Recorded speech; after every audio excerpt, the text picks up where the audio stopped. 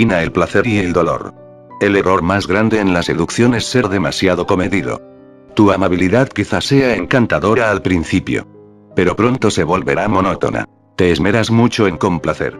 Y pareces inseguro. En vez de agobiar a tus blancos con tu decencia. Prueba infligirles algo de dolor. Atráelos con una atención concentrada. Y luego cambia de dirección. Pareciendo indiferente de pronto. Hazlos sentir culpables e inseguros. Instiga incluso un rompimiento. Sometiéndolos a un vacío y dolor que te den margen para maniobrar. Después. Una reconciliación. Una disculpa. El retorno a tu amabilidad de antes. Hará que les tiemblen las piernas. Cuanto más bajo llegues, más alto ascenderás. Para aumentar la carga erótica. Crea la excitación del temor. La montana rusa emocional. Una calurosa tarde de verano de 1894. Don Mateo Díaz, residente de Sevilla de 38 años de edad, decidió visitar una fábrica local de tabaco. Gracias a sus relaciones, a don Mateo se le permitía recorrer el sitio. Pero su interés no estaba en el aspecto mercantil. A don Mateo le gustaban las jóvenes. Y cientos de ellas trabajaban en la fábrica. Justo como esperaba. Ese día muchas se hallaban en estado de semidesnudez.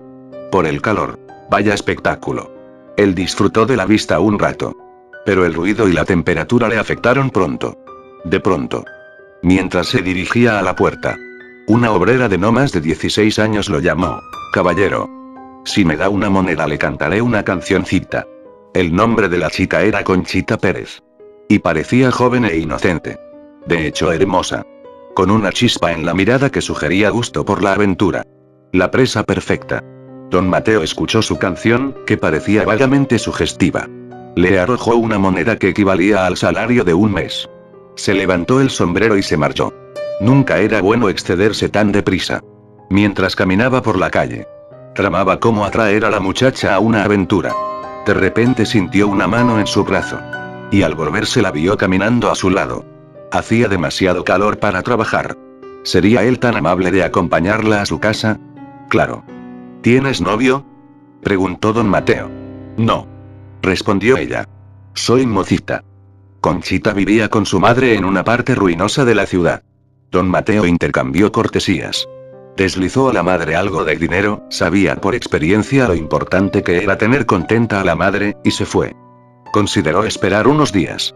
Pero estaba impaciente. Y volvió a la siguiente mañana. La madre estaba fuera. Conchita y él reanudaron sus juguetonas bromas del día anterior. Y para su sorpresa ella se sentó de pronto en sus rodillas. Le echó los brazos al cuello y lo besó. Desbaratada su estrategia. Él la abrazó y le devolvió el beso. Ella se levantó de un salto. Destellantes los ojos de cólera. Usted juega conmigo, le dijo. Me usa para saciar sus deseos. Don Mateo negó tener tales intenciones.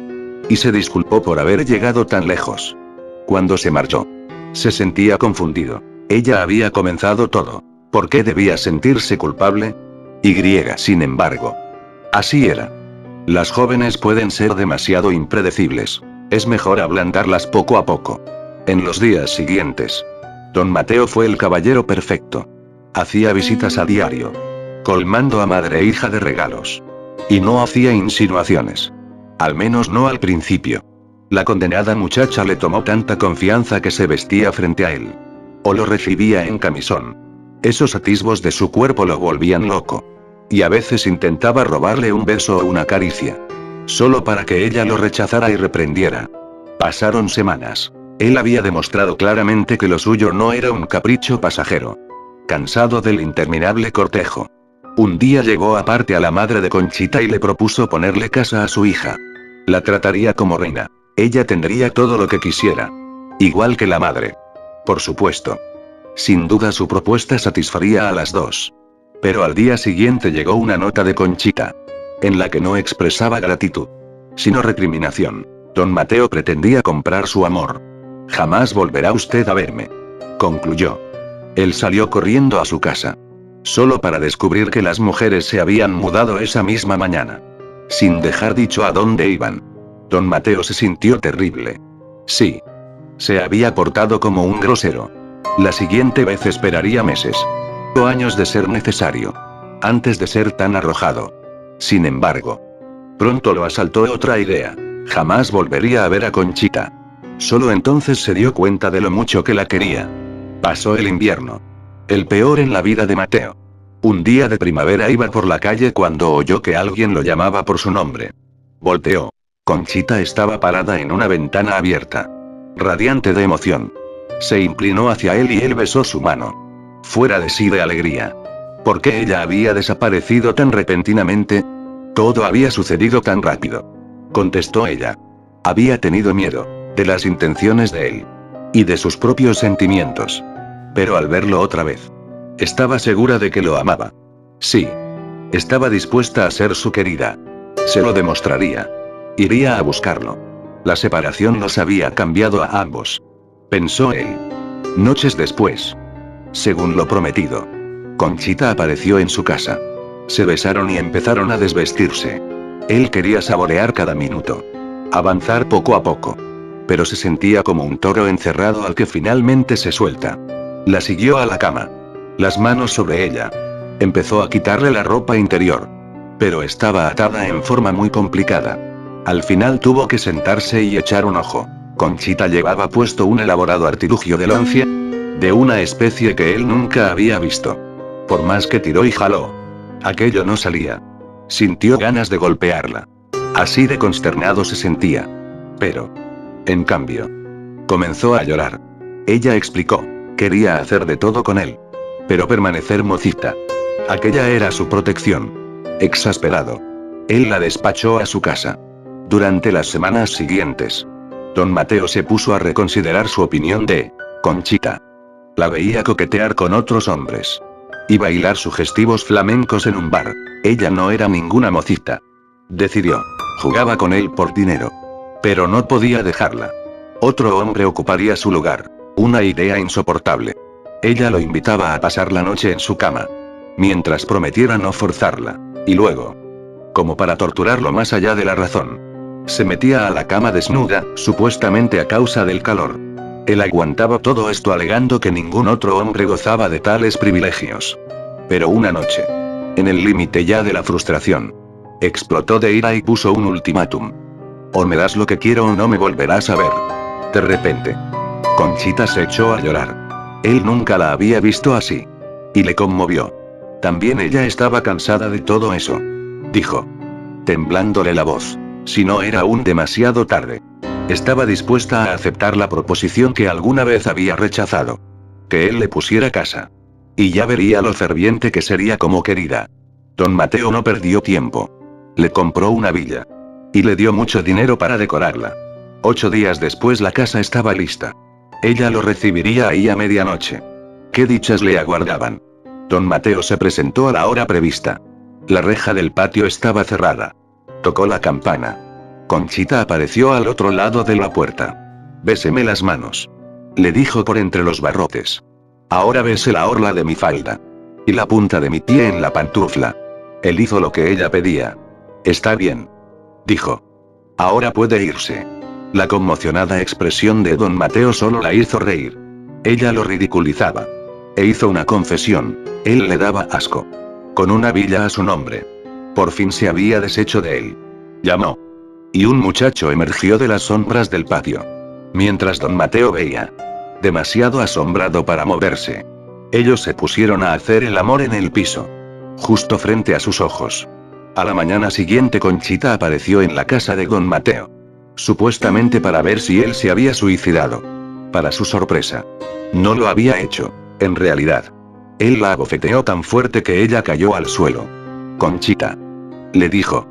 Me has hecho sufrir más allá de toda fuerza humana. Has inventado torturas morales para probarlas con el único hombre que te amaba con pasión. Ahora te poseeré por la fuerza. Conchita gritó que nunca sería suya. Pero él la golpeaba una y otra vez. Por fin. Conmovido por sus lágrimas. Don Mateo se detuvo. Entonces. Ella lo miró con cariño. Olvide el pasado. Le dijo. Olvide todo lo que le hice. Una vez que él le había pegado. Que ella podía ver su dolor. Conchita supo que la amaba de verdad.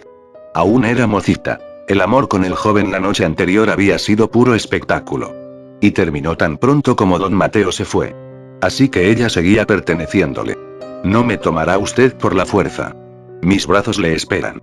Al fin ella era sincera. Para su supremo deleite. Él comprobó que, en efecto, Conchita seguía siendo virgen. Interpretación. Don Mateo y Conchita Pérez son los protagonistas de la novela corta La mujer y el pelele, de Pierre Louis. Publicada en 1896.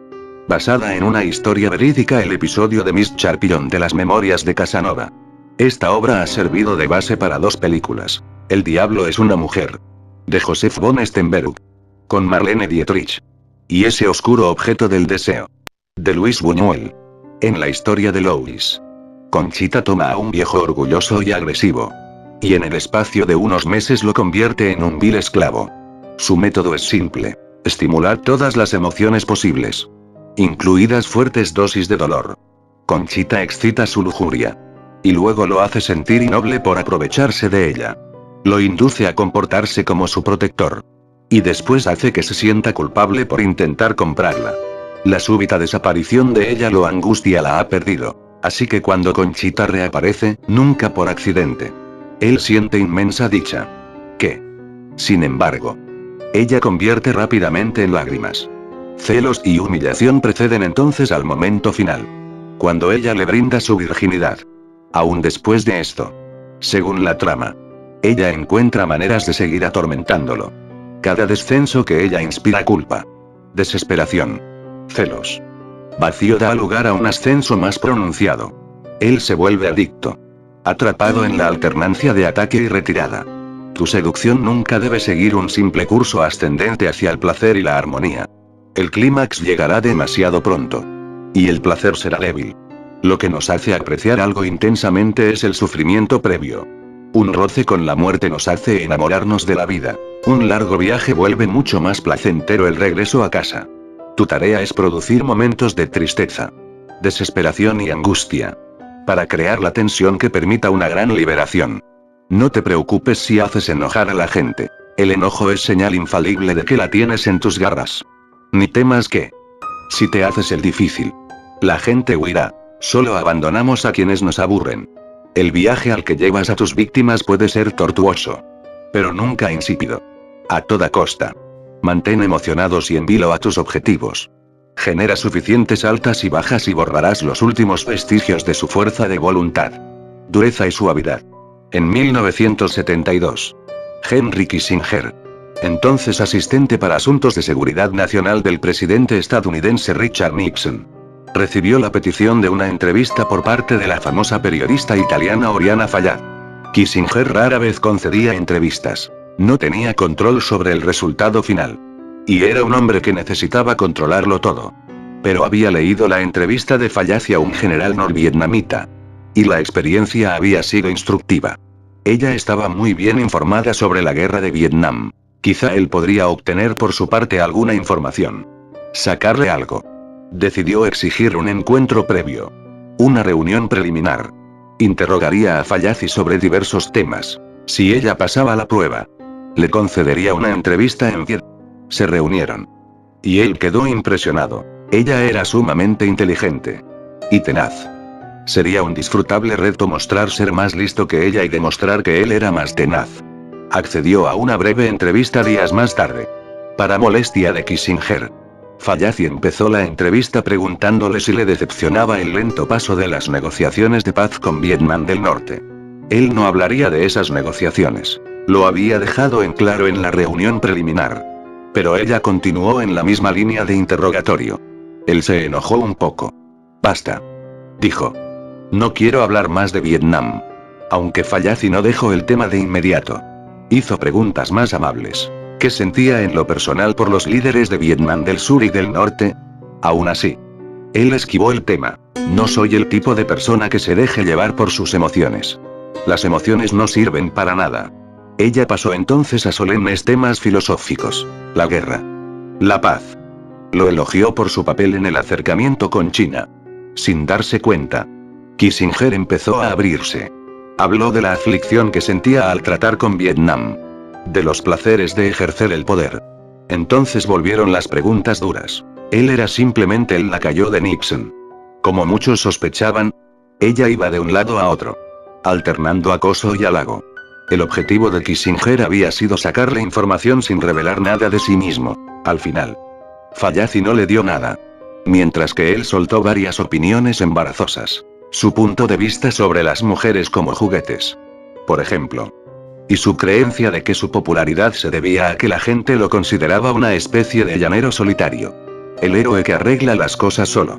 Cuando la entrevista se publicó, Mksov, el jefe de Kissinger, se puso furioso.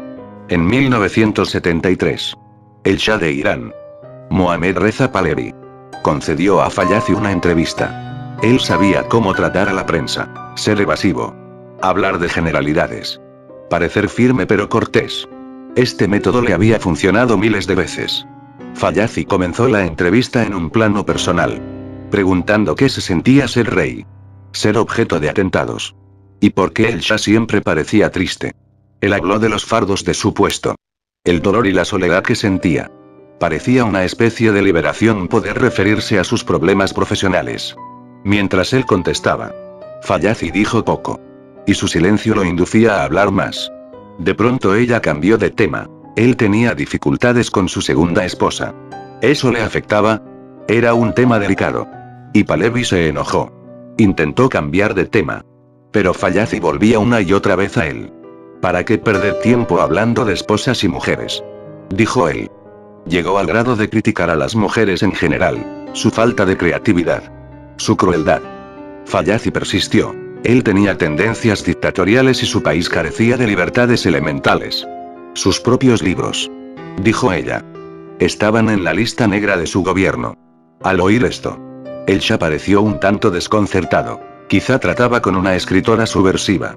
Pero después ella suavizó el tono de nuevo. Y le preguntó acerca de sus muchos logros. La pauta se repitió. En cuanto él se relajaba, ella atacaba con una pregunta punzante. Cuando se enconaba, ella bajaba el tono. Al igual que Kissinger, el Shah se descubrió abriéndose a pesar de sí mismo. Y mencionando cosas que después lamentaría. Como su intención de subir el precio del petróleo. Cayó poco a poco bajo el hechizo de Fallaci. E incluso empezó a flirtear con ella. Aun si usted está en la lista negra de mis autoridades, le dijo al final de la entrevista, yo la pondré en la lista blanca de mi corazón. Interpretación. La mayoría de las entrevistas de Fallaci eran con líderes poderosos. Hombres y mujeres con una abrumadora necesidad de controlar la situación. De no revelar nada incómodo. Esto la ponía en conflicto con sus sujetos. Pues lograr que se abrieran, se emocionaran, dejaran el control era justo lo que ella quería.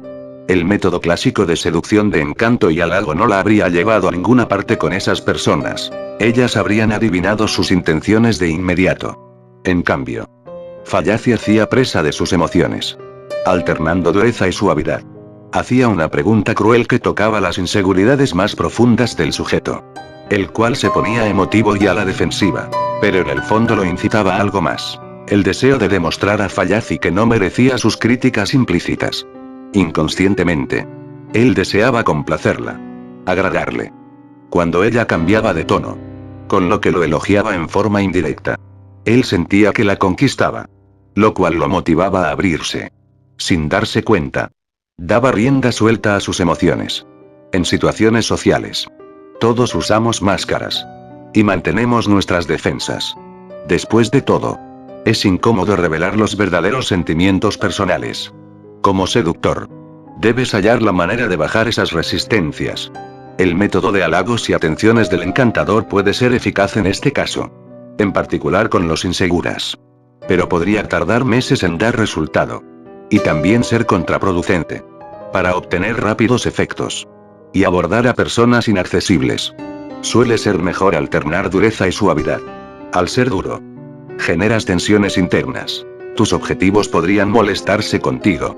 Pero también ellos se hacen preguntas. ¿Qué han hecho para merecer tu disgusto? Cuando más tarde te muestras suave, se sienten aliviados. Aunque también preocupados de volver a enfadarte en cualquier momento. Haz uso de esta pauta para tener en suspenso a tus blancos, temerosos de tu dureza y ansiosos de mantenerte suave.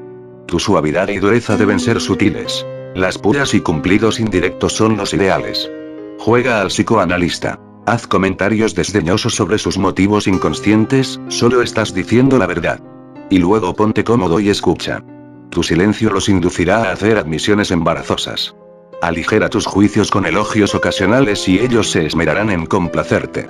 Como perros. El amor es una flor costosa.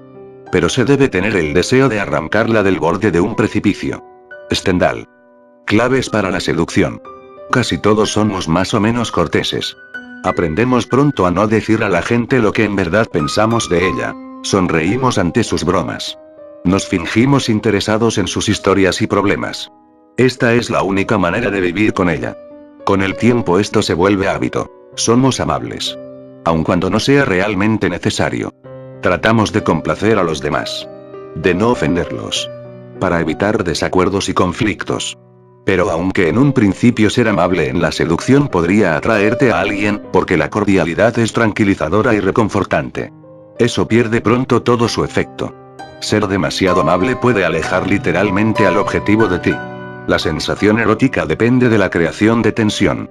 Sin tensión. Sin ansiedad y suspenso. No puede haber liberación. Verdadero placer y satisfacción. Es tu deber crear esa tensión en el objetivo. Estimular sensaciones de ansiedad. Llevarlo de un lado a otro. Para que la culminación de la seducción tenga peso e intensidad reales. Por tanto, abandona tu feo hábito de evitar el conflicto. Lo que en todo caso es poco natural. Demasiado a menudo eres amable no por bondad interior, sino por temor a no complacer. Por inseguridad. Rebasa ese temor y de súbito tendrás opciones. La libertad de causar dolor. Y luego de disolverlo mágicamente. Tus facultades de seducción se multiplicarán por 10. La gente se molestará por tus actos hirientes menos de lo que podrías imaginar. En el mundo actual, solemos sentir ansia de experiencia. Imploramos emociones. Aun si son negativas. El dolor que provocas a tus objetivos.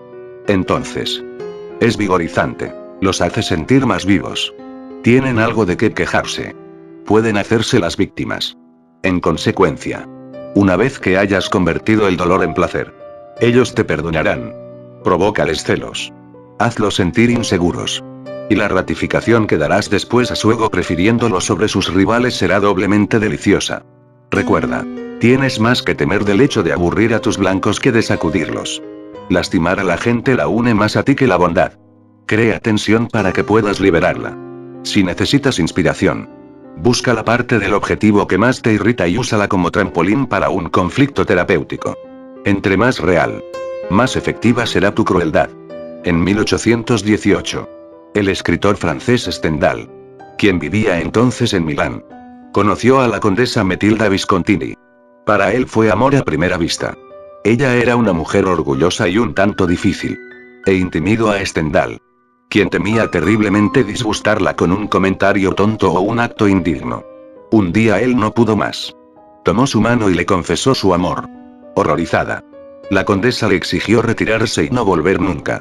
Stendhal saturó de cartas a Matilda, rogándole que lo perdonara. Al final, ella cedió. Volvería a recibirlo.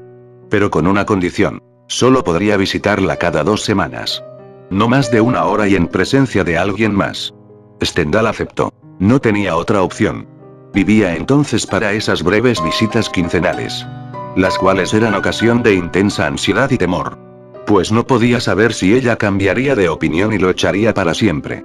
Esto continuó así más de 2 años. Durante los cuales la condesa nunca mostró la menor señal de favor.